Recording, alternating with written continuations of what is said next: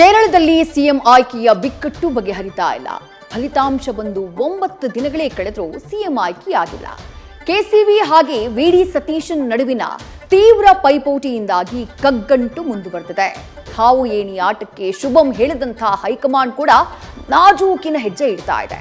ಇತ್ತ ಬಿಜೆಪಿ ನಾಯಕರು ಅಧಿಕಾರಕ್ಕಾಗಿ ಬಡಿದಾಟ ಅಂತ ಹೇಳಿ ಅಭಿಯಾನ ಶುರು ಮಾಡಿದ್ದಾರೆ.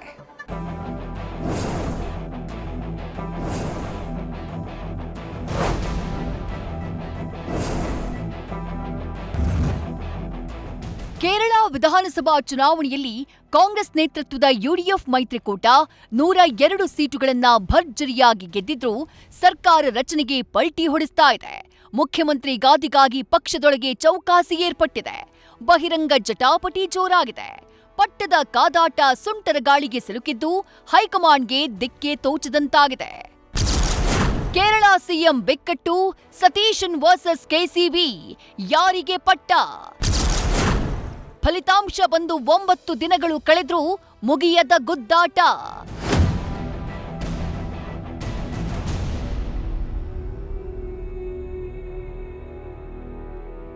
ದೇವರ ನಾಡಿನ ಗದ್ದುಗೆಗಾಗಿ ಹಗ್ಗ ಜಗ್ಗಾಟ ಮುಂದುವರೆದಿದೆ. ಫಲಿತಾಂಶ ಬಂದು 9 ದಿನ ಉರುಳಿದ್ರೂ ಉರುಳು ಸೇವೆ ನಿಂತಿಲ್ಲ. ಹಿರಿಯ ನಾಯಕ ವಿಡಿ ಸತೀಶನ್ ಹಾಗೂ ಎಐಸಿಸಿ ಪ್ರಧಾನ ಕಾರ್ಯದರ್ಶಿ ಕೆಸಿ ವೇಣುಗೋಪಾಲ್ ಬಿಗಿಪಟ್ಟಿನಿಂದಾಗಿ ಪಟ್ಟದ ಆಟ ಥರ್ಡ್ ಅಂಪೈರ್ಗೆ ತಲುಪಿದೆ. ವಿಡಿ ಸತೀಶನ್ಗೆ ಪಟ್ಟಾಭಿಷೇಕ ಆಗ್ಲೇಬೇಕು ಅಂತ ಕಾರ್ಯಕರ್ತ ಸಮುದಾಯ ಒಕ್ಕೊರಲ ಧ್ವನಿಯನ್ನ ಏರಿಸಿದೆ. ಶ್ರಮದಾನಕ್ಕೆ ಕೂಲಿ ಕೇಳ್ತಾ ಇರೋ ಸತೀಶನ್ ಕೂಡ ಕುರ್ಚಿ ಮೇಲೆ ಕೂರ್ಲೇಬೇಕು ಅಂತ ಪಟ್ಟು ಹಿಡಿದಿದ್ದಾರೆ.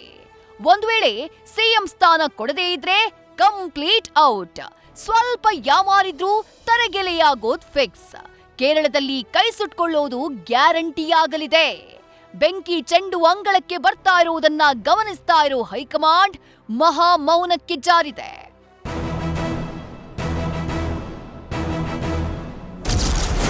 ಕೆಸಿ ವೇಣುಗೋಪಾಲ್ಗೆ ಹೈಕಮಾಂಡ್ ಕೃಪಾ ಕಟಾಕ್ಷ.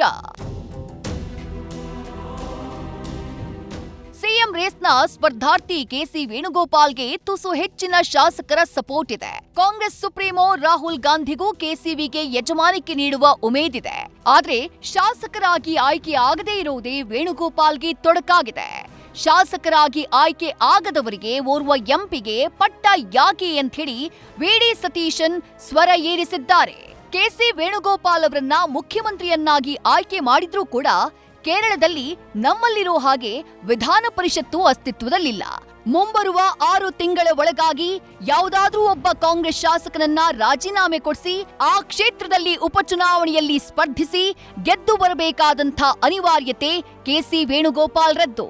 ಆದ್ರೆ ಉಪಚುನಾವಣೆಗೆ ಯಾರು ಕ್ಷೇತ್ರವನ್ನ ಬಿಟ್ಕೊಡ್ತಾರೆ ಅನ್ನೋದೇ ಯಕ್ಷ ಪ್ರಶ್ನೆ. ಕೆಸಿವಿಗೆ ಪಟ್ಟ ಕಟ್ಟಿದ್ರೆ ಸತೀಶನ್ ರೆಬಲ್ ಸ್ಟಾರ್. ಈ ಮಧ್ಯೆ ವಿಡಿ ಸತೀಶನ್ ಪರ ಕಾರ್ಯಕರ್ತರ ಪಡೆ ಗುಟುರು ಹಾಕಿದೆ. ಸಿಎಂ ಪಟ್ಟಕ್ಕೆ ಹಕ್ಕು ಮಂಡಿಸಿದೆ. ಹೀಗಿದ್ರೂ ರೇಸ್ನಲ್ಲಿ ವಿಡಿ ಸತೀಶನ್ಗೆ ತುಸು ಹಿನ್ನಡೆಯಾಗಿದೆ. ಒಂದು ವೇಳೆ ವೇಣುಗೋಪಾಲ್ಗೆ ಪಟ್ಟ ಕಟ್ಟಿದ್ರೆ ನನಗೆ ಯಾವ ಹುದ್ದೆಯೂ ಬೇಡ, ನಾನು ಸರ್ಕಾರದಲ್ಲೇ ಇರಲ್ಲ ಅಂಥೇಳಿ ಸತೀಶನ್ ಬ್ರಹ್ಮಾಸ್ತ್ರವನ್ನ ಪ್ರಯೋಗ ಮಾಡಿದ್ದಾರೆ. ಸತೀಶನ್ ಏನಾದ್ರೂ ಒಂದ್ ಕಾಲು ಹೊರಗಿಟ್ರು ಅಂದ್ರೆ ಸಾಕು, ಡ್ಯಾಮೇಜ್ ಫಿಕ್ಸ್. ಹೀಗಾಗಿ ಬಿಸಿ ನೀರನ್ನ ತಣಿಸಿ ಕುಡಿಯೋಕೆ ಹೈಕಮಾಂಡ್ ಬೆವರು ಹರಿಸ್ತಿದೆ.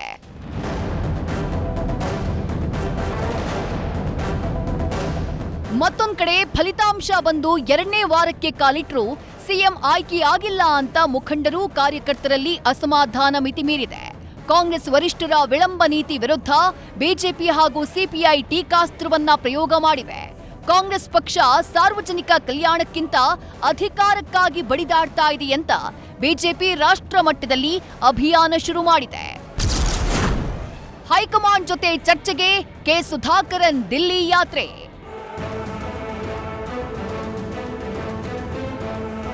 ಈ ಮಧ್ಯೆ ಮುಖ್ಯಮಂತ್ರಿ ಆಯ್ಕೆ ಬಿಕ್ಕಟ್ಟು ಬಗೆಹರಿಯದ ಹಿನ್ನೆಲೆಯಲ್ಲಿ ವರಿಷ್ಠರೊಂದಿಗೆ ಉನ್ನತ ಮಟ್ಟದ ಚರ್ಚೆಗಾಗಿ ಕೇರಳ ಪ್ರದೇಶ ಕಾಂಗ್ರೆಸ್ ಸಮಿತಿಯ ಮಾಜಿ ಅಧ್ಯಕ್ಷ ಕೆ ಸುಧಾಕರನ್ ದೆಹಲಿಗೆ ತೆರಳಿದ್ರು.